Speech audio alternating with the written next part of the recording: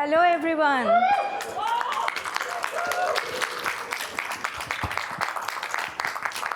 Welcome to the 20th edition of BlueHat. Okay. My name is Aanchal Gupta, and I'm the Deputy CISO here at Microsoft. Our mission here, my organization's mission, is to make sure we are protecting our customers, Microsoft, and our communities from security and privacy threats. And I'm really blessed to be working with the best security experts day in, day out here at Microsoft. Many of you are in this room. And I'm also really lucky to be partnering with the best security experts our security community has to offer through our bounty program and through our industry partnerships. So thank you to everyone who is in this room.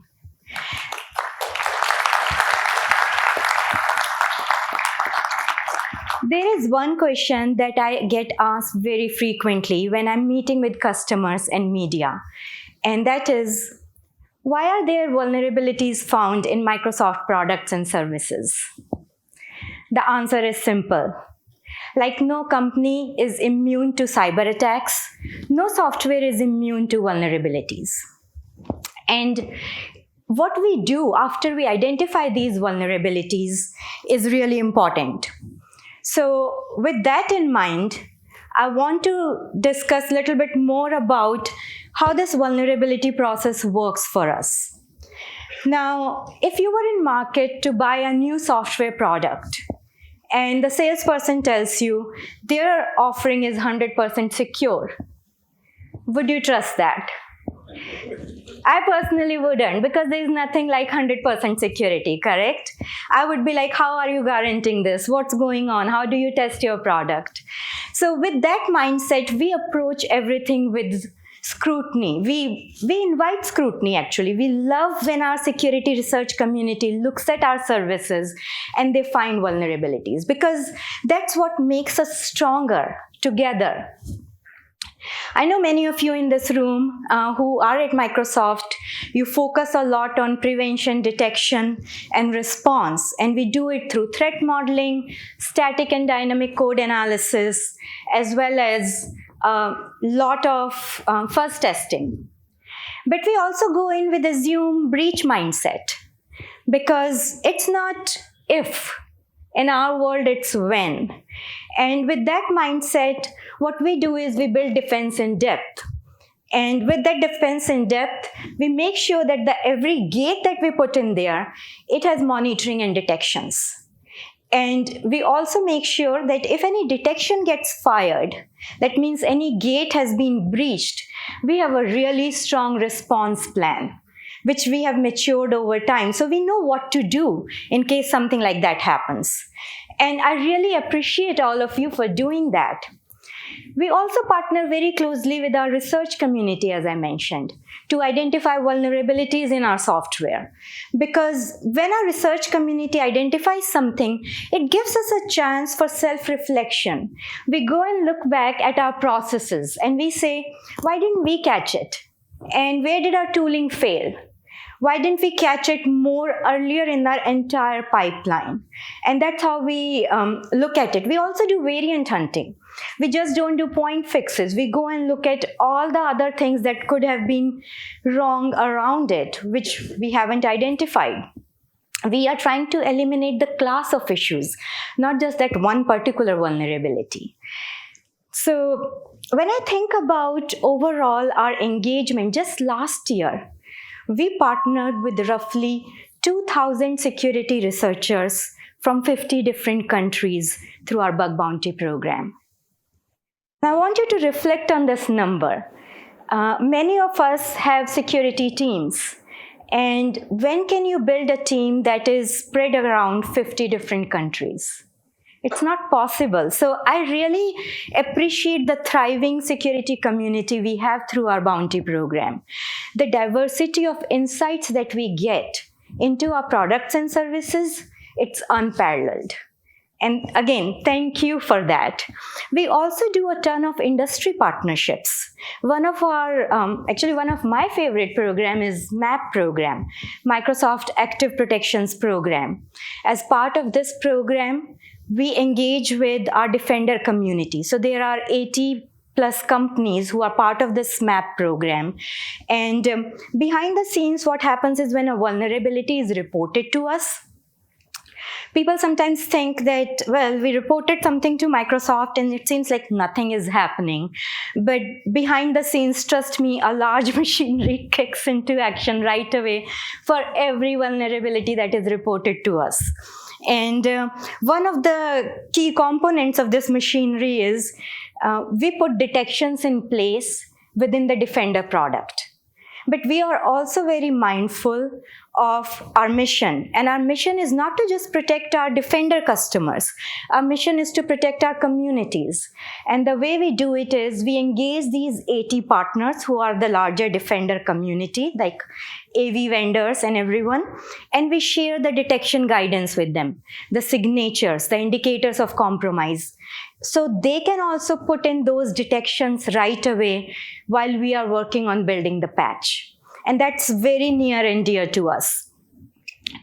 Now, as we do all of this work, just last year, we shared almost 200 million indicators of compromise through this program. And I want to touch upon a little bit about our partnership some more.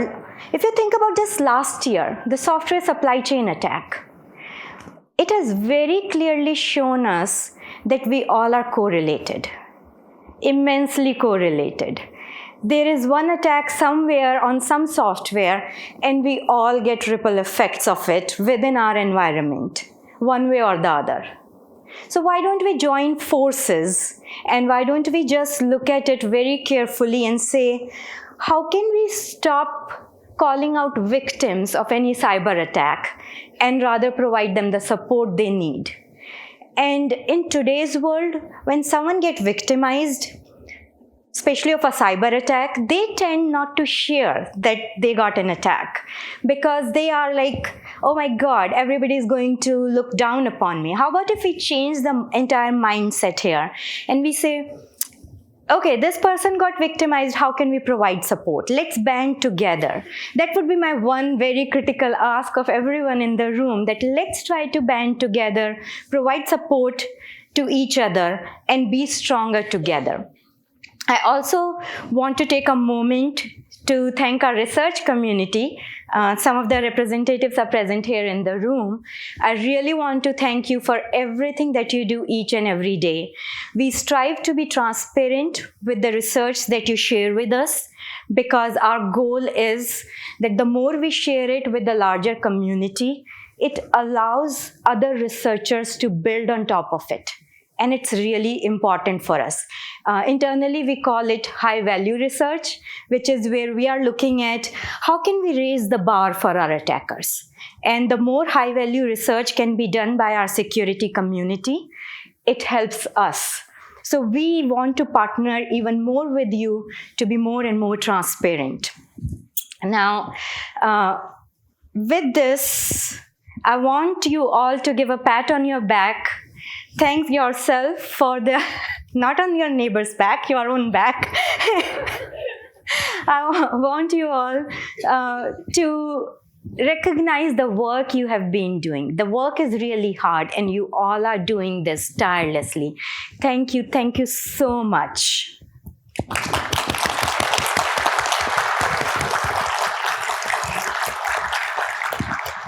And with that, I'm going to introduce our special guest today, Charlie Bell. Charlie is the EVP of Microsoft Security, and he leads two very critical functions within security. The first one is protection for our Microsoft and our customers, and the second part is building security products to protect our communities.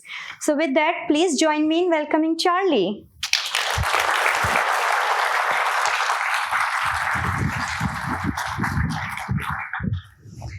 Welcome, Charlie. Great to be here, Aanchal. Yeah, thank you for your time. So, Charlie, I'll start with my first question. Today we are celebrating the 20th year of BlueHat, and this started in 2002 with Bill Gates' TWC memo. Many folks in this room might remember that moment. I want to ask you, what do you remember from that time, and how has it shaped your thinking? You were a partner/observer for that moment in time, and I think it'll be so good to hear from you. Yeah, well, at that time, I was busy. Let's see, that was past books, music, video. We were probably getting into toys and some other things. And, we were very worried about security. And I do remember the moments, Blaster and all the issues that hit everybody. And it was a wake-up moment for the entire industry. It wasn't just Microsoft. That was I think Microsoft had two big sort of game-changing moments where Bill put out a memo. One was that, and the other was when the internet came along a little bit earlier. So that was a pretty big deal. I know. And so we have a lot of security researchers in the room. And I think they would be very curious to know your thoughts on how is that partnership going today? And are there any things you would change in that partnership? You will bring more attention to, like, how do you see it? And not just for Microsoft, I would say you have spent some time at other companies as well. Like, what do you in general think about our partnership from industry in general? Yeah. Well, to start off with, I want to thank everybody here because so I'll give you the sort of nickel view of why I did this, why I came over to Microsoft. I wasn't recruited, by the way. Nobody called me up and said, "Hey, how would you like to be at Microsoft?" Jeff said he was going to retire, and there was a moment where I thought, "Wow, cloud is really great. It's doing well. We're doing all this great stuff. Where should it go?" And the thing that's always bothered me is the security problem, because it's, I call it the mother of all problems. If you don't really get ahead of this problem, you don't get to do anything else in innovation. You can't do cloud, you can't do IoT, you can't improve our transportation, you can't have self-driving cars, you can't, your power grids and other critical infrastructure are at risk, hospitals, all the things we depend on in our lives get better with technology and we can digitize. But if you don't make some progress on the security issue, then, and by the way, I started to think about this, it really just started to eat me. I was thinking, my gosh, it's going the wrong way. I was watching how people were dealing with it. We were continually adding new capability everywhere. And everything you build ends up becoming a weapon because you guys all know, those folks out there are creative and innovative and, they're going to pervert whatever technology gets created to an evil use. And I love what you said earlier, Aanchal, like there's a never ending fountain of what's going to be produced by these folks. And so the more I thought about it, the more it grew on me. And I started thinking about, well, where could I work on this? And my wife happened to know Satya. She says, I should talk to Satya. So I ended up over in Building 34 there talking to him. And the more I talked to Satya, the more I realized that, I think the people who get into this are missionaries. They understand this problem. And I think you all do this because you understand how important it is. And then that gets to the researcher thing. I love the fact that we do this. You've got the folks out there that are innovating to do harm, and this is a form of innovation to protect. And as Aanchal said, the first and most important thing is that we're a community. We've got to figure out how to be open, transparent, and share. And, I will tell you, what I love about it, you were talking about variant hunting. I think researchers, they figure out an angle of what might be coming or might be happening in the world. And then they explore it. They take that, they go sideways, they go forward. And there's so much to learn between us on what has to be done. I think back to Spectre and Meltdown, the side channel attacks. Well, that's not just triggering, discussion about, how do you architect hardware and how does that work? It start thinking about defense in depth and, what you do to make sure that if there's a problem in that space, that it doesn't get into something else. And it's the research that starts to trigger all the thinking about defense in depth and where you go. So I think if I were going to say, like, where do we, go from here? I think we just get better at communication. One thing Aanchal said is, hey, you guys in research can say, hey, there's an issue here. And then sometimes it feels like it went into a black hole and, nobody's paying any attention. And I think, we do have the mechanisms to get on it. But if you ever feel like we're not listening, feel free to escalate. Send Aanchal an email. If Microsoft's not listening, send me an email too. You can do that too. Charlie Bell you can send me a note. But yeah, it's a fundamentally important part of how we're going to turn the tide here. There's got to be a number of things. There's never one thing. But I think the communication we have and the cooperation we have as a community is going to be critical. Yeah, no, it's so important. And I still feel, Charlie, that we as tech industry, we have still so much to grow. Because when I look at, for example, our auto industry, even the devices we use at home, I always give people an example. Like, imagine if for using an hair dryer, we had to be very careful. Don't drop it in the bathtub, otherwise you'll get electrocuted. Versus we have GFCI circuits built in, correct? We don't have to teach everyone what a 220 volt or 110 volt can do to you. Mm-hmm. Versus still in our tech space, we are evolving, we are growing. We believe still a lot more in user education, and I think we have to get past that. Mm-hmm.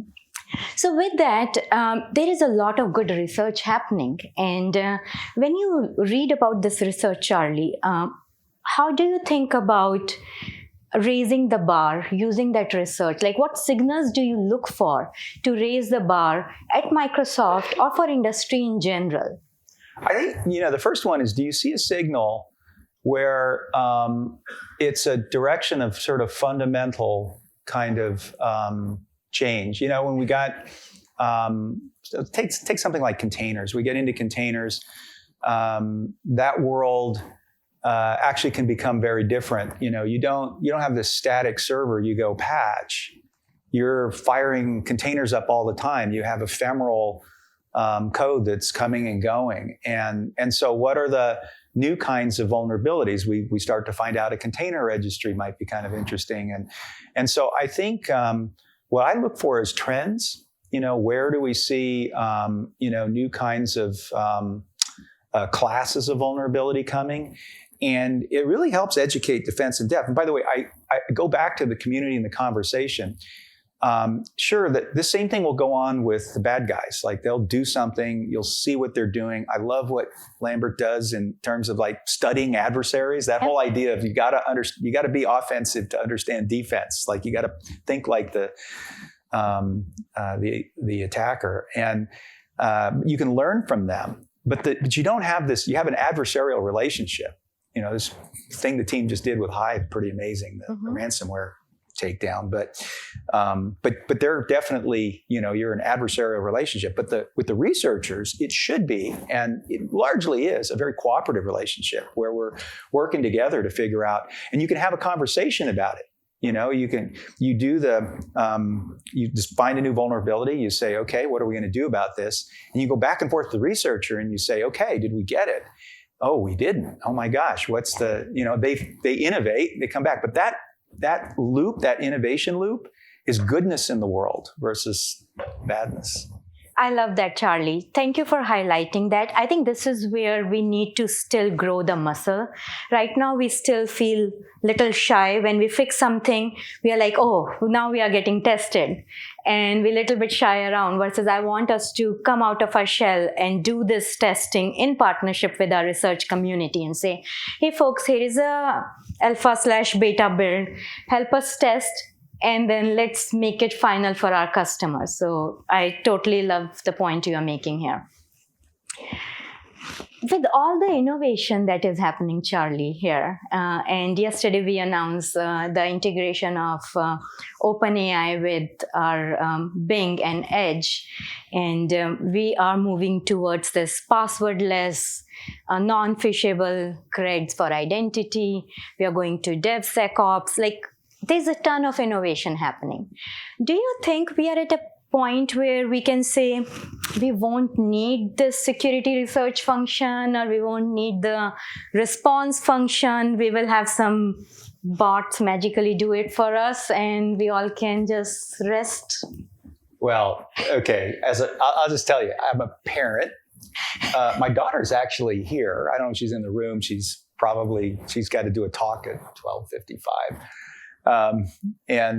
She's starting her career. She's very young, just started into it. She was so excited to be put on the threat team. And I'll tell you, as a parent, the happiest moment in a parent's life is when your child comes to you. Well, first of all, she got a degree in machine learning, so that was really a happy moment because she'll really eat well, having a machine learning degree. But then, serendipitously, she runs into security.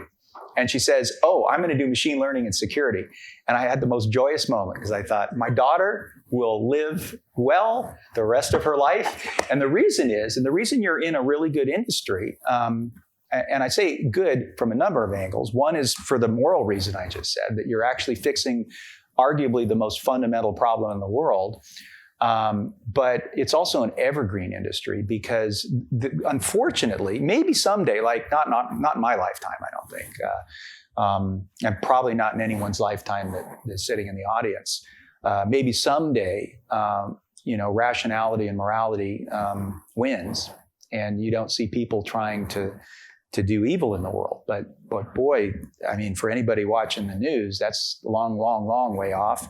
And they're really smart people. They're innovating. They're figuring things out. And like I said, it's very hard to build something with you will never be able to use it for evil kind of idea. You can build defense in depth. You can do a lot of things, but you can never build anything to be perfect. And the problem is that it's an unintended purpose of something that was created that an attacker uses. And so that innovation is going to keep happening. It's always going to go on. And so, so we have I think it's one of the most important industries in existence because it's the thing that lets us keep moving forward while these people are busy trying to pull us all back. And so I think that will always happen. It will always proceed. Thank you. And I also want to thank you for encouraging one more diverse voice in security, because we all hear this very often where, we have some talent gap in cybersecurity. And I think some is, I'm mildly putting it, there is probably a huge talent gap. And here at Microsoft, we are not just trying to bridge that gap, we are also trying to make sure we are being diverse and inclusive. So I would love to understand, I think it will be very good for our audience to hear, what are we doing at Microsoft to bring that diversity and to bridge the talent gap? Also, what can our audience do to help with some of this, especially our research community? Yeah, it's such a good question. Some people estimate like 3 million security jobs go unfilled. Like when you think about what's happening out there, attackers are taking like $6 trillion out of the economy. And so there's a lot of demand to go secure yourself. And so we don't have the people to do it. I think, and the diversity question is a really interesting one because there is this opportunity, and I think this community can help, is to use technology to bring the bar to a point where we can bring more people in who have maybe not had as deep an education, don't have the experience. One of the things about our industry is a lot of it's an arcane, alchemy of, how do you traverse various technologies, because attackers like to use various things to get where they're going. They get in, they move laterally and through different things. They can move through networks and endpoints and and even end user, a lot of it's just tricking humans because we're all pattern matchers and, trick us into doing things. There's so many aspects of how security manifests itself. It gets to be an arcane knowledge. But we're in a moment. By the way, I hope you guys saw the announcement that Microsoft made. This is going to be, I think, as fundamental as the internet. Like this idea that AI is starting to become not just something where you train a model to do something ridiculously repetitive, recognizing, cats in a picture. But you can now have that model. You can have a general model, a generally intelligent model that understands basically how we think about things and can reason over things, and then start to help us. It's important in security because, if you think about asymmetry of the attacker, the whole idea that they come in from any point and you have to defend the whole space. Well, we have a bit of asymmetry on our side in that we have all the data on our side. We know what's going on. We know our posture. We know how things are set up. We know our infrastructure. Not as well as we should, but we can improve that. We can gather all the telemetry. And of course, the problem is no one human can traverse all of it. But guess what? These AI agents can do it. And what that's going to do is it's going to make it possible to bring others into this. And to the extent that you can help with that journey, we're going to be able to add people, because it's never going to be a situation where we have all the people we need in this. There's too much nefarious activity out there, but we'll be able to bring people in who otherwise might not have the arcane knowledge. Now they can use the AI to get across all of it, and I think that's going to be a really important change in how we defend. Yeah, and I think also sometimes people look for, do I fit in? Correct? And a lot of times when they look at, there's this image, and I went through this myself, this transformation, even with 15 years of career as an engineer, where when I was asked to lead a security team, I was like, no, I have this image of someone wearing a hoodie, sitting in the basement doing some very quirky stuff. I don't fit in. And this was decades ago. So just like, we need to change the playing field a little bit, so more and more diverse set of people can see themselves fitting in. And that's near and dear to my heart. Again, my daughter, she goes into a group, and she's I think the entire security team had like 4 women in it, and she was the only one in her group, and only one certainly doing machine learning and all of that stuff. And it's sort of you create a community. By the way, it's so great to see you, Aanchal. But she was amazing, by the way, when she was talking. It's just very amazing. But yeah, getting, we all feel more comfortable when there are people like us, and we absolutely need to bring everybody into this. This fight is too big. Yeah. So, is there a book? Like, how do you stay up to date? Is there a book? Anything you will recommend to our audience? Like, maybe you do it as your hobby. Like, what is it that keeps you motivated, energized? Well, as I said, the problem keeps me motivated and energized. I mean, I see the good in the world. Every time we prevent something, that's another thing I think in this industry, we have to be happy with what we prevented and what didn't happen because of what we did. I really like celebrating those things. In the dark of night, somebody did something that meant there was no bad thing that ever happened. And that's one great thing about having this community come together is that we can, we all understand that. We understand that our work sometimes may never be recognized because we stopped something from going wrong. But there are a few books that influenced me a lot.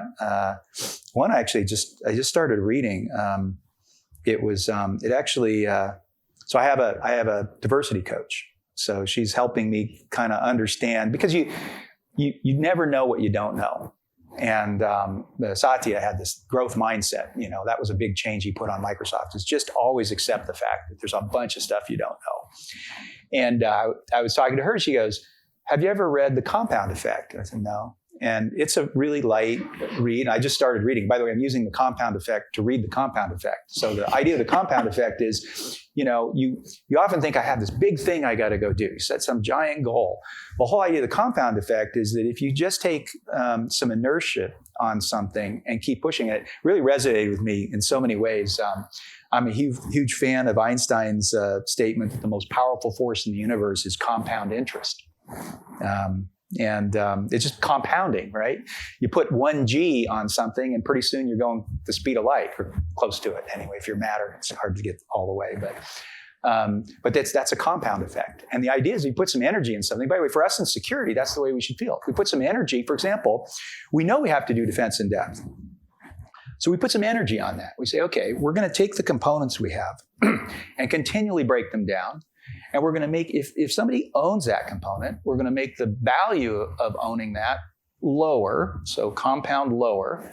And we're going to have more of these components that are in the string that you have to compromise in order to get something good. Well, guess what? You get to multiply the probabilities of all those things. That's a compound effect. You multiply the probabilities of compromise on all those things. And suddenly, 1 minus that is what you're going to get. And suddenly the probability somebody gets something good is tiny. That's how we get ahead of the problem in the long run, I think. So that book is very inspiring to me from a number of angles. Another one is Thinking Fast and Slow, because it really causes you realize that we're all pattern matchers and we quickly jump to conclusions, especially in security.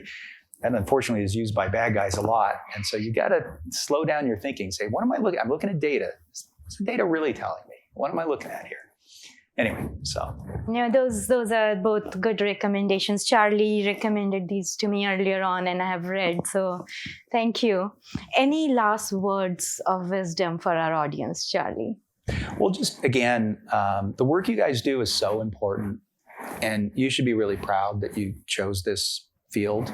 I think the one thing I'd say is let's figure out how we all work together. And one of the people I love here, Vasu, Vasu. She's super positive. She understands that it's a dark world out there where people are doing the wrong thing, but we should recognize that we're all trying to. Even if we think we see something out there where we think somebody else is doing the wrong thing in our defense community, we should assume that it's well-intentioned, and we should generally be positive. We should be positive about the future. I do tell you, that this AI moment is going to be a big game changer for defense, I believe. And so sometimes you can get a little discouraged on when you see some of the things and cleverness of adversaries, but we should be optimistic. We should be optimistic about where this goes. There's so much we can do, and so that's all I'd leave you with. Yeah, thank you. So stay positive with growth mindset is what I'm hearing here. So thank you, Charlie, for your time, and for everyone here in audience, please enjoy the next 2-3 days you are here with us. Learn, make new friends, and let's strengthen our bond. Thanks, everyone. Thank you. Thank you.